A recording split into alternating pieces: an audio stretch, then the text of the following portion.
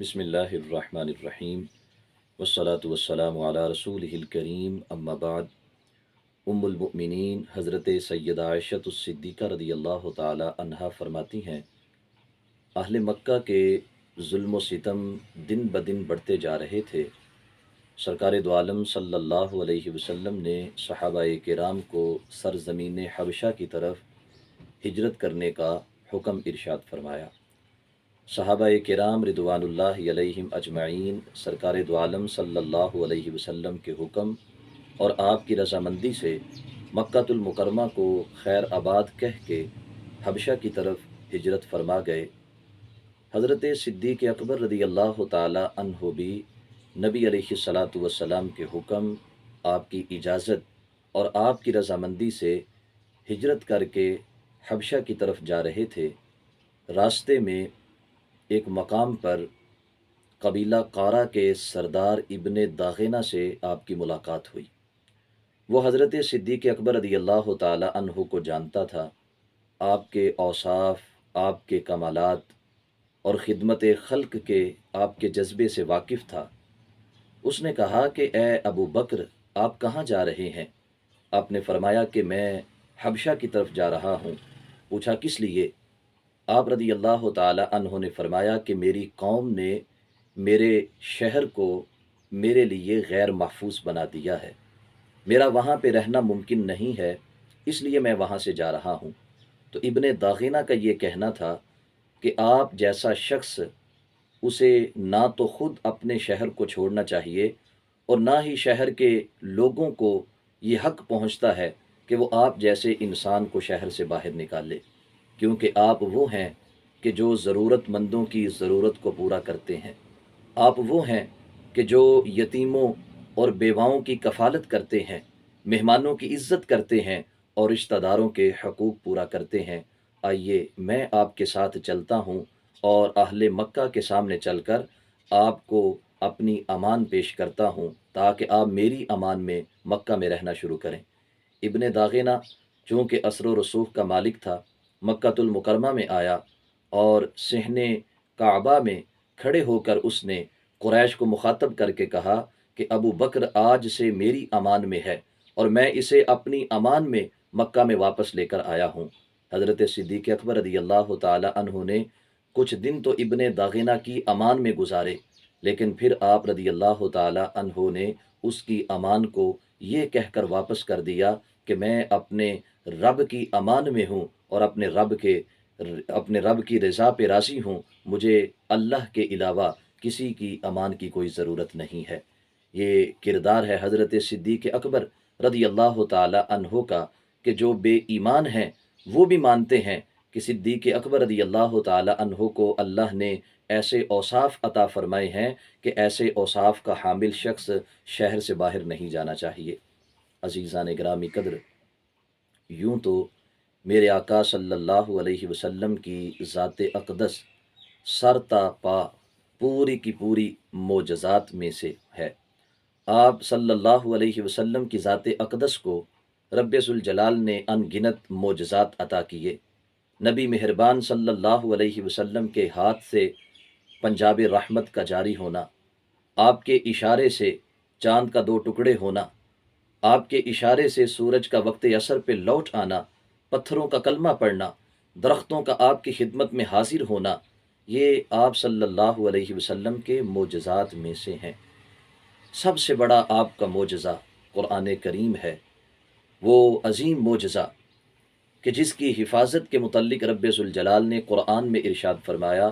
اِنَّا نَحْنُ نَزَّلْنَا الذِّكْرَ وَإِنَّا لَهُ لَحَافِظُونَ، بے شک ہم نے ہی اس ذکر یعنی قرآن کو نازل کیا ہے اور ہم ہی اس کی حفاظت کرنے والے ہیں۔ 15ویں صدی آ چکی ہے، رب ذوالجلال کے اس دعویٰ کو آج تک کوئی مسترد نہیں کر سکا۔ قرآن مجید برہان رشید کے جملے، قرآن مجید برہان رشید کے الفاظ، قرآن مجید برہان رشید کے حروف اور حرکات و سکنات بالکل محفوظ ہیں، کسی قسم کی ان میں کوئی کمی واقعہ نہیں ہوئی، اور یہ ہمارے آقا صلی اللہ علیہ وسلم کا سب سے بڑا معجزہ ہے۔ عزیزان گرامی قدر، میرے آقا صلی اللہ علیہ وسلم ارشاد فرماتے ہیں، موجم طبرانی کی حدیث ہے، فرمایا میں ایک کلمہ کو جانتا ہوں، وہ کلمہ ایسا ہے کہ جو اس کو پڑھنے والا ہوگا موت کا وقت اس کے اوپر آسان ہو جائے گا، اور جب وہ قبر میں پہنچے گا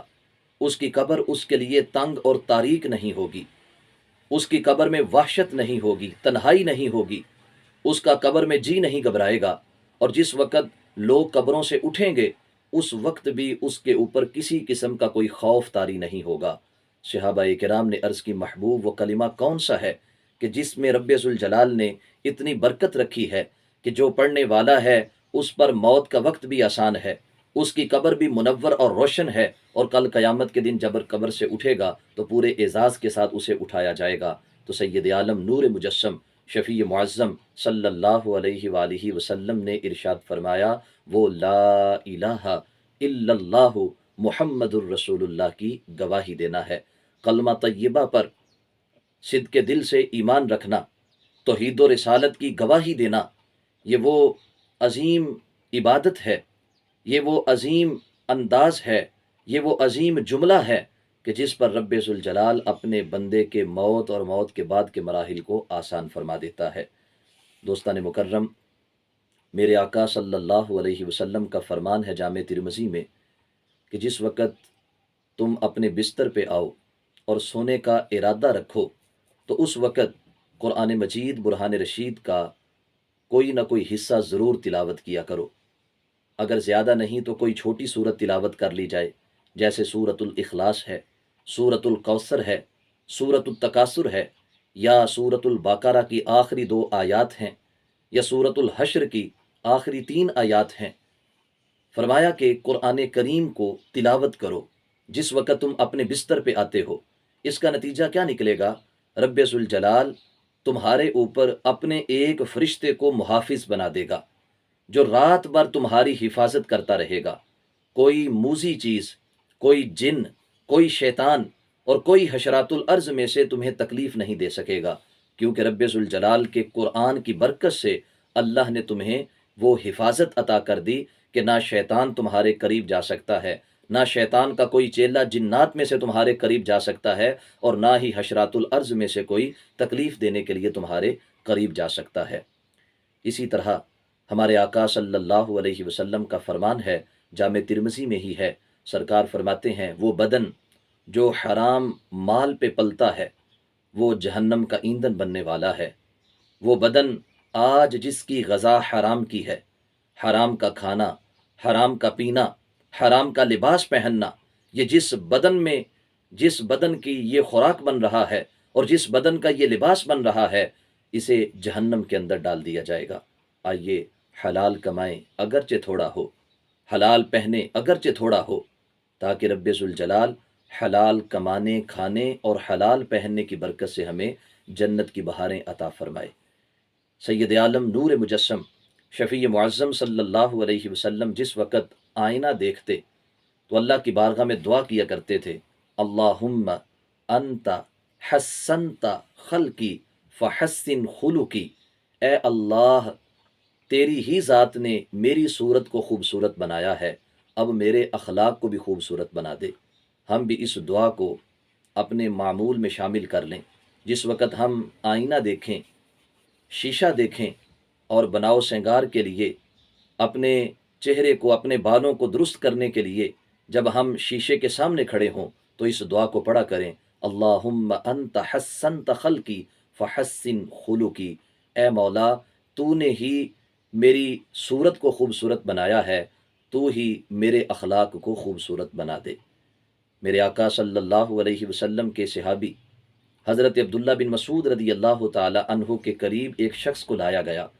جس پر جنات کے کچھ اثرات تھے، اور وہ جنات کے اثرات کی وجہ سے بے ہوش ہو چکا تھا۔ تو حضرت عبداللہ بن مسعود رضی اللہ تعالی عنہ نے اس کے کان میں کچھ پڑھا، جیسے ہی آپ نے اس کے کان میں کچھ پڑھا جنات کے اثرات زائل ہو گئے اور اس بندے کو افاقہ ملا اور وہ اٹھ کے بیٹھ گیا۔ میرے آقا صلی اللہ علیہ وسلم یہ انداز دیکھ رہے تھے، اس منظر کو دیکھ رہے تھے، وہاں پر موجود تھے۔ آپ نے فرمایا اے ابن مسعود تم نے کیا پڑھا ہے اس کے کان میں؟ تو حضرت سیدنا عبداللہ بن مسعود رضی اللہ تعالی عنہ عرض کرتے، محبوب میں نے سورۃ المؤمنون کی آخری 4 آیات، افحسبتم انما خلقناکم عبثا وانکم الینا لا ترجعون، اس سے اگلی جو 3 آیات ہیں، مجموعی طور پہ یہ 4 آیات میں نے اس کے کان میں پڑھی ہیں، اور رب ذوالجلال نے اپنے کلام کی برکت سے جنات کے اثرات کو دور کر دیا ہے۔ یہ بڑا مجرب عمل ہے۔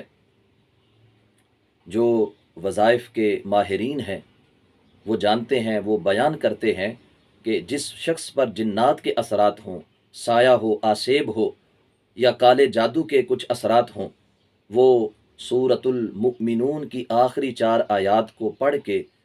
اپنے اوپر دم کر لے، یا پانی پر پھونک مار کے اس پانی کو پی جائے، رب ذوالجلال اپنے کلام پاک کی برکت سے اس بندے کو شفا عطا فرمائے گا۔ میرے آقا صلی اللہ علیہ وسلم کی یہ نصیحت ہے۔ سرکار ارشاد فرماتے ہیں کہ اگر تم اللہ کی ذات پہ ایسے توکل کرو، اللہ کی ذات پہ ایسے اعتماد اور بھروسہ رکھو جس طرح پرندے اللہ کی ذات پہ اعتماد رکھتے ہیں، جس طرح پرندے اللہ کی ذات پہ توکل کرتے ہیں، تو رب ذوالجلال تمہیں رزق بھی ویسے ہی عطا فرمائے گا جیسے پرندوں کو عطا کرتا ہے، کہ جس وقت صبح